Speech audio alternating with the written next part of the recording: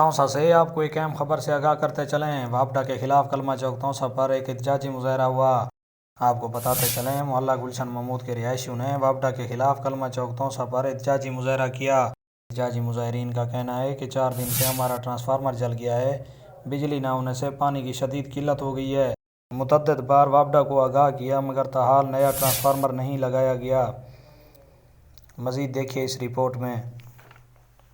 महमूद से आए हुए हैं। हमारा बिजली का मसला है, तीसरा चौथा दिन है, बिजली बिल्कुल नहीं है, ट्रांसफार्मर फ्यूज हो चुका है और लाइट भी नहीं है। पानी का बहुत बड़ा प्रॉब्लम है। जब बिजली नहीं है तो पानी साफ ज़रा नहीं है, तो वो वापडा वाले कहते हैं कि भी आप तारें अपनी कहीं ऊंची करो।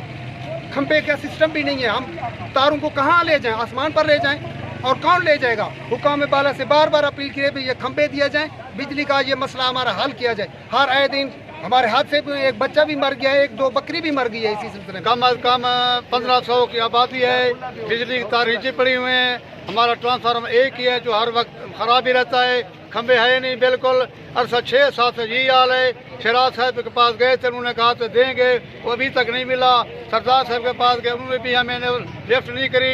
अभी चौथा दिन हमारा पानी नहीं है, हमें बिजली बहाल की जाए और हमें खंभे दिए जाएँ।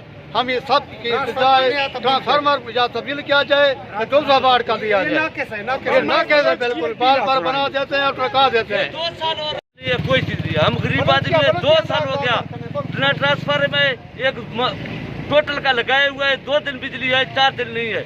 अब जब रिचार्ज के लिए नहीं है मजबूर, न पानी न बिजली न कोई चीज, हर चीज का बहरान है। और हमारा इलाका देखो, कोई हालत नहीं है। हम शराज के पास जाए, उस्मान साहब के पास जाए, किसके पास जाए हमें बताएं, हम इसके पास जाए। वाटे पे गए, जहाँ भी गए कहते 2 दिन 4 दिन, 2 साल हुआ यही हाल चल रहा है।